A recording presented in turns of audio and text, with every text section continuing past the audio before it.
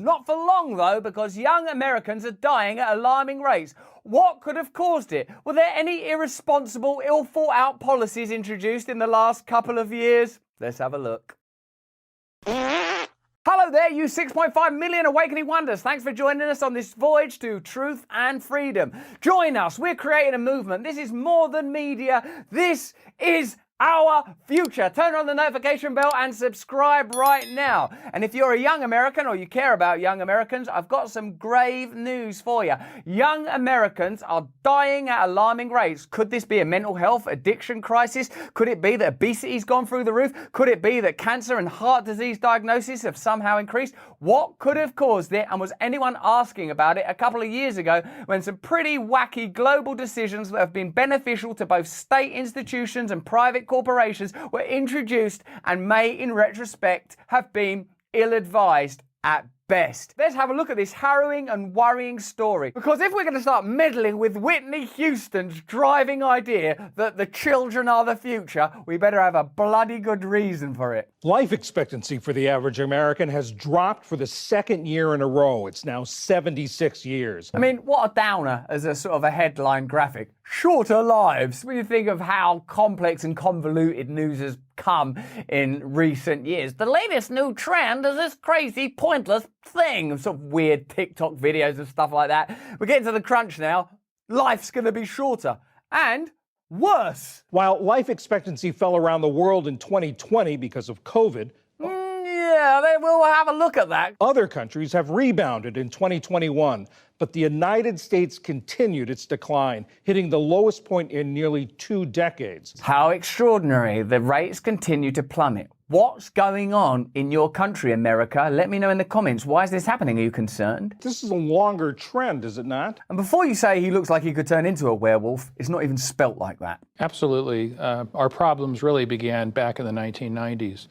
Life expectancy has been increasing in all industrialized countries, but starting then, the pace of increase in the United States began to fall off. And then after 2010, it just stopped increasing altogether and plateaued. What are the factors in that? Why is that happening? Here's some of my guesses before the expert answers. Terrible diet, terrible lifestyle, massive despair, big agriculture, big food, bad media, pumping us full of bad information. People being told that it's right-wing or somehow fascistic to exercise, not eating local food, eating heavily processed food, living a life where you have no connection to meaning or purpose. Take it away, Doc. Oh! Well, it's being driven by an increase in death rates in young and middle-aged adults, 25 to 64. Not to mention that things get so desperate that people are ending their own lives. And most of those relate to the problems of drug overdoses, suicides, alcohol-related causes. These are sometimes called deaths of despair. Good news, everyone. We're managing to prolong the lives of very, very old people by inobservable pipsqueak degrees. But deaths of despair are shooting through the roof. This is an area where I have some experience. I'm in recovery, as you obviously, perhaps, I don't know, you might know, I'm in recovery for alcohol addiction and drug addiction, and I've had a bunch of mental health problems. The reason people drink a lot and take drugs is they don't feel good inside and they're trying to amend it. There may be complex genetic and hereditary factors that I'm not experienced enough to understand. But broadly speaking, if society is bereft of meaning and tells you there's sort of little or no point to being alive, I think you see a steady rise in these kind of deaths.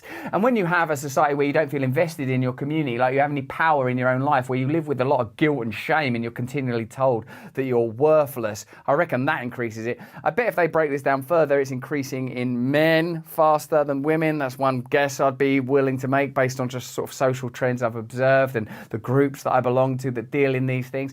And the remedy for it is going to be difficult to achieve because it's going to involve challenging power and current systemic models. It's going to involve empowering people to run their own lives. It's going to involve investing everyday life with meaning, purpose, and connection. And it's difficult to do that when you want centralized, authoritarian, dumb cultures of commerce. But also cardiometabolic diseases like diabetes and other conditions caused by obesity. Obesity, you say? Almost as if some cultural event made us sit on our asses for a long period of time, told us that exercising was fascistic and we should stay away from the vitamin D and natural immunity, and gave us rewards like donuts and fries if we took particular medications. Let's have a look. For decades, advances in healthcare and safety steadily drove down death rates among American children. In an alarming reversal, rates have now risen to the highest level in nearly 15 years, particularly driven by homicides, drug overdoses, car accidents, and suicides. The uptick among younger Americans accelerated in 2020. Though COVID-19 itself wasn't a major cause of death for young people, another hidden contributor to the deaths of these young people is obviously poverty. Did anything happen to small businesses and ordinary low-income and middle-class families, blue-collar people during the pandemic? Oh yeah, I remember that. That was where there was that wealth transfer where super elites gave loads of money to working and middle-class people, and small business owners all hugely benefited from all of those policies. No, there was a wealth transfer of trillions in the direction of super elites, perhaps contributing to the deaths of American children. Researchers say social disruption caused by the pandemic exacerbated public health problems, including worsening anxiety and depression, and more lethal narcotics also help push up the death rates. Do you remember at the beginning of the pandemic we said, hey, let's have a look at who's dying and being most significantly affected by this? Not that all life isn't significant, because it is, and because all life is significant, let's have a look at the various likely consequences of the decisions we're making. What social disorders might this exacerbate? How will this affect addiction, mental health, obesity, etc.? Well, it turns out those concerns were valid, and now demonstrably valid. Between 2019 and 2020, the overall mortality rate for ages 1 to 19 rose by 10.7%. That's significant. That's alarming, in fact.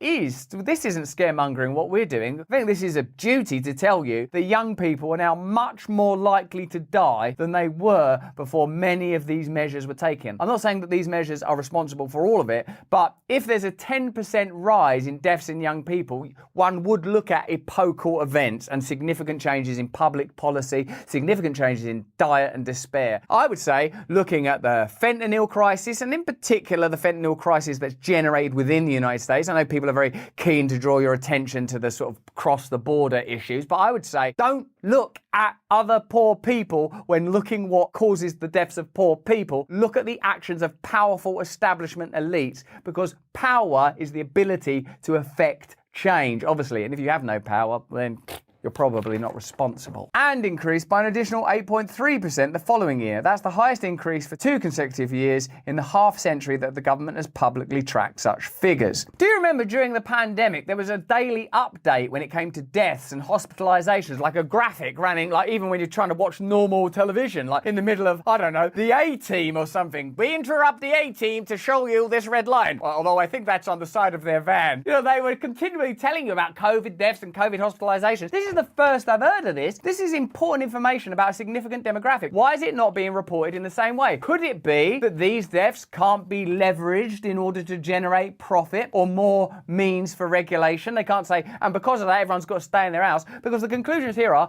we need to radically reevaluate society. We need to have more meaning in everyday life. We need to impede the influence of big food and big agriculture. We need to break down the systems of control that have been negligent of these groups. They can't send you that message. So these figures are ignored. You've got a massive pandemic on your hands, America, and it's the result of centralized authority. It's the result of profiteering. It's the result of nihilism and a lack of belief and a lack of faith and a lack of power in your own lives and a lack of love. But that's not being reported on. Why? There's no money in it. Thank God it's not in my country. Other developed countries, including the United Kingdom, Germany, Canada, and Norway, also saw a rise in some death counts among young people during that time. COVID, which surged to America's number 3 cause of death during the pandemic, accounted for just 1/10 of the rise in mortality among young people in 2020 and 1/5 of it in 2021. So it's not COVID. Of course, when this is reported on, I imagine they will try to present these statistics and figures in a way that makes it somehow beneficial to a pre-existing narrative and the conclusions that those narratives generally drive us towards, i.e. more authority, more medicine, more bad food, eat this food, take this drug, take that drug to mitigate alleviate the effects of that drug and the side effects of that drug. It seems to me that what this culture requires is that each of us become a kind of a unit, a kind of organic blob that consumes bad food, then consumes medicines for that bad food, that consumes bad television and bad media, that's just on a conveyor belt. They're bereft of meaning, bereft of love, bereft of purpose. There was something disturbing in the new data for 2021.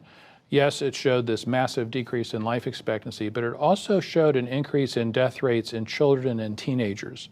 And an increase of that size has not been seen in my entire career. Can you imagine how they would have viewed deaths in children and teenagers during the pandemic? Why are we just learning about this on what seems like sort of a pretty minor PBS chinwag? You'd have got that stuffed down your throat like a Moderna booster if it had happened during the pandemic, if they could have tied that to COVID. This is the child killer. The sad news is the youngest and the most vulnerable people are being killed by COVID. All we have to do is change the word COVID to our current system, and you've got a pandemic. Some would argue a much more serious pandemic. This upward trend is the result of 4 causes: suicides, homicides, drug overdoses, and car accidents, mainly in young people 10 to 19 years old. These are not organic problems. They seem preventable. Yeah, they are preventable if you radically change the system and create inspiring, congenial, love-based cultures that mean that people have to be free, and you'll have to prohibit the interests of a corrupt elite class of institutions